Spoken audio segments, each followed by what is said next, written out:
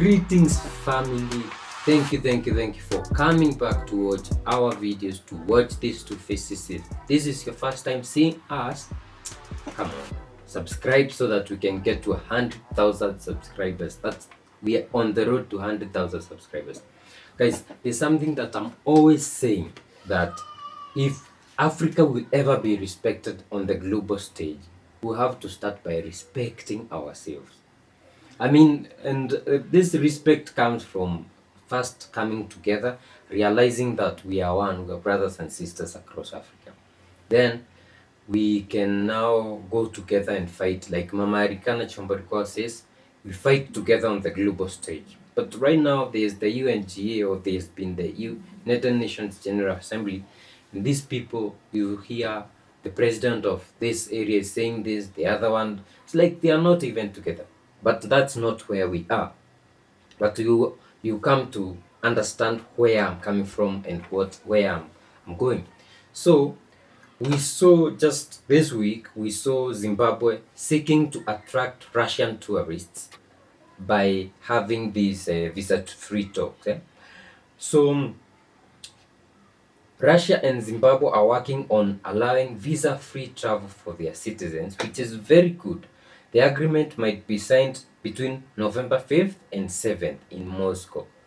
So Zimbabwe is aiming to draw Russian tourists through its established tourism infrastructure, especially in the Victoria Falls.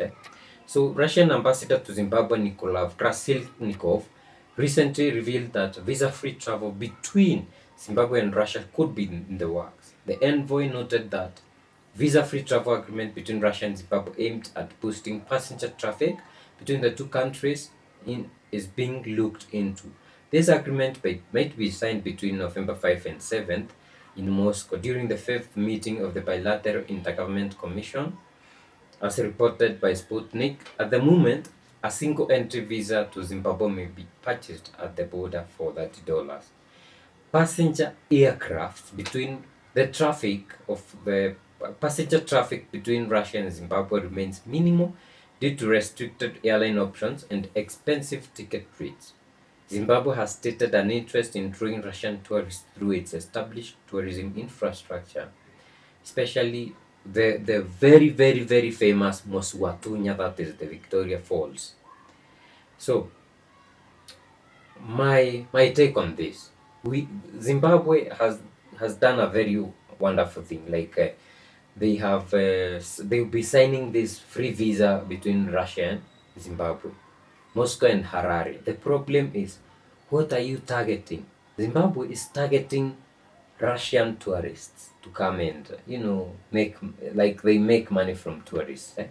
Tourism doesn't make sense, because you should be targeting taking your students there to learn, because as they are saying in this article, is we don't have a passenger traffic between Russia and Zimbabwe. So how many tourists are they expecting? Another thing is, it's very expensive traveling from Moscow to Harare. So do you think as many as 1 million travelers will afford this and they'll be ready to come? Remember, Zimbabwe was sanctioned, Russia is sanctioned.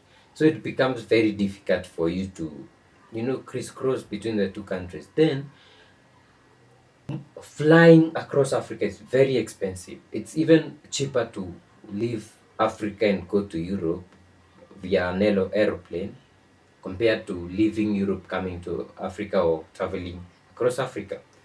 So this is a fall for Zimbabwe. And this is what I want to say. But the population of Russia as this year is about 144 million. This is not what they should be targeting. They should maybe target something different. But if you look at the population of Nigeria or Ethiopia, population of Nigeria this year is 233 million, almost to the 234 million. And the population of Ethiopia is 132 million.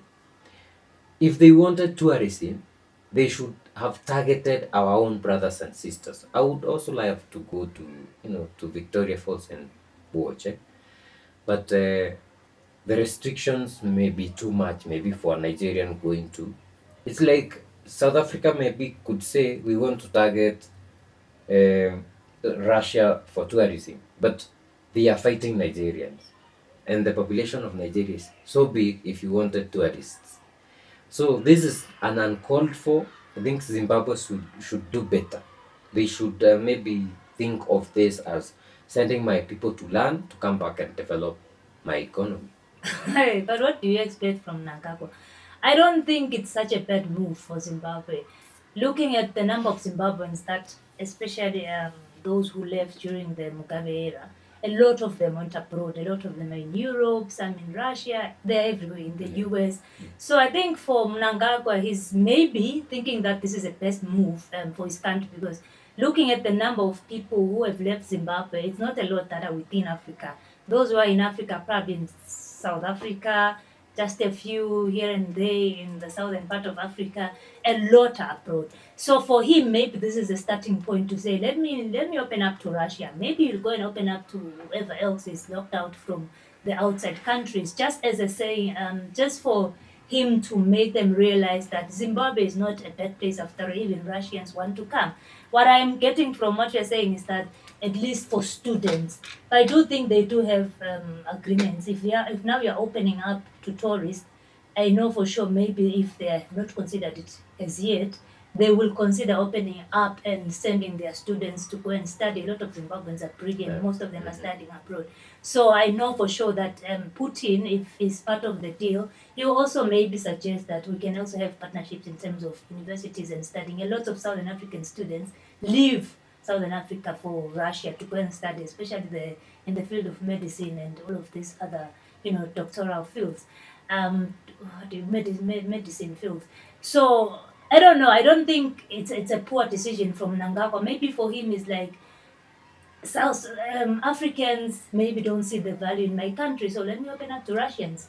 I think After all, my problem is that what is targeting, because looking online, the biggest sectors in Africa is usually energy, that is oil and gas. We can excuse Zimbabwe that they don't have, are we sure? or maybe they Are do. we sure? Yeah, only that they haven't maybe exploited. But we have energy, we have agriculture, mining, telecommunication, and banking. If you look at Zimbabwe, the two major is agriculture and mining. And exports of agriculture commodities and minerals are led by gold, nickel, then tobacco, which account for nearly 90% of total merchandise exports. That is from the World Trade Organization. So why can't he focus on agriculture and mining? Who owns the land in Zimbabwe? They owned the former president Mugabe was able to take it away. The majority landowners in Zimbabwe, I can tell you for free, it's the white minority. And until Mnangagwa takes back the land and gives it back to the rightful owners, agricultural sector will benefit a few, probably 5 white minority farmers in Zimbabwe. So the biggest problem that we have as Africa is that our leaders want to cure the symptoms and not the disease. So what Mnangagwa here is doing, he's trying to pick up from the top. Tourism, yes, it's going to be attractive to the Russian, I don't know who. It might be attractive to a few Russians, but can he make it sustainable for the economy of Zimbabwe? That is what he needs to look into. If you're saying agriculture might be something that can really help the people of Zimbabwe, because Zimbabwe has beautiful, vast pieces of land that can be utilized. Most of the white owners, minority owners, don't even farm on this land. Some of the land is just left because the owners, the white owners, died years and years ago, and the children are not farming it anymore. But because they have their equipment and all of these structures, they cannot be evacuated from that land. There's all of those agreements that if you have to do this, you have to consider the equipment that we've built. It's just a lot. Remove them, take back the land, and then you can talk agriculture. The people of Zimbabwe can tell us this. Like Robert Mugabe took land from the white farmers, That's true. and it was distributed to the black people, right? And we even had Mama American Chumbukwa talking about how they planned on sabotaging this by shipping out machineries and all that. But we saw, and if you look on YouTube, you see some black farmers continued farming, although because they never had the support of the government, they were not able to continue, farming the vast lands. But land, black people are given land. What Mnangagwa should be thinking about is supporting these farmers, supporting student farmers. Do you see, like, for example, in the AES, Burkina Faso especially, you are not seeing them going to Russia to ask for tourists. No. What are they doing? They are going there to collaborate in matters of mining. Come, let us create mining or energy. You've seen them talking about nuclear energy. You've seen them talking about mining. They have developed even processing plants, gold processing plants, because they want to mine, because those are agriculture and mining are the biggest. But tourism doesn't help anybody. And in the AES, they are the ones who call the shots in their countries. In Exactly. Zimbabwe, who is calling the shots? It's the president. You can't invite people to come and see your country until you build your country. For the AES, they know that our countries are in a mess. France left us in a mess. We need to rebuild before we can even be attractive to the people out there. We need to call on to investors when we've already built infrastructure, built, a foundation for them to come and continue helping us transform our economy. But for Zimbabwe, until now, Because if you want the Russians to come and watch a fall, yeah, they have falls in Russia. If you want Americans to come, or Canadians, there's Niagara Falls in the Americas. They can go and watch that. Why spend too much money just to come and see a fall? Tourism is not sustainable, according to me. It's just something that is beautified to hide other activities that are being done by those people who come posing as tourists, especially mining. Okay? Come and survey. So, Mnangagwa, we need young people from Zimbabwe to maybe get these exchange programs to go and see how farming is being done in Russia. Go make deals with China and Russia so that they can ship tractors. I saw Iran sending tractors to Zimbabwe sometimes back. Give that to farmers for free. Let them farm. Start exporting food.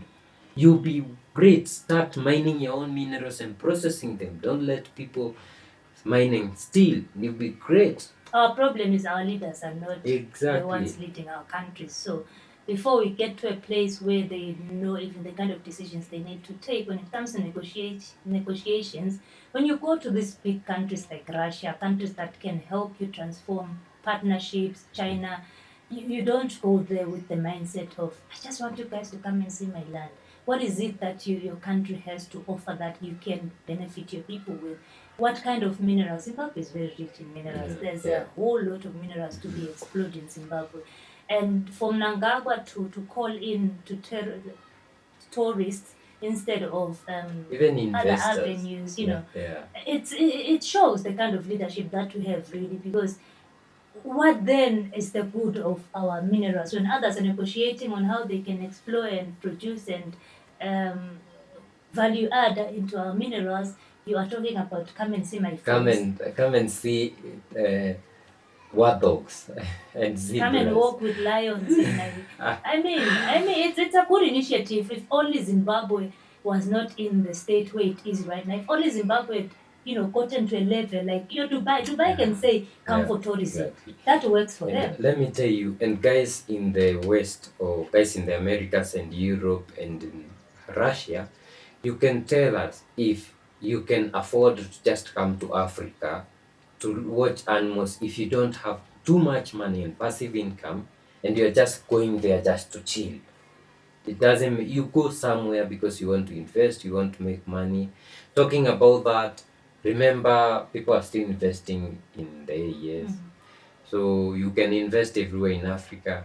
Reach out to us, we can guide you to whichever country you have selected. If you like to support us, we are selling this. It's also an investment. We are supporting Africans. We are selling the Fulani hats. We have a lot of them.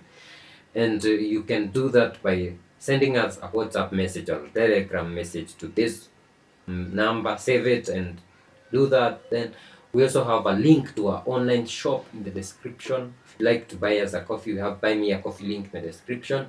Also, don't forget to share, like, subscribe.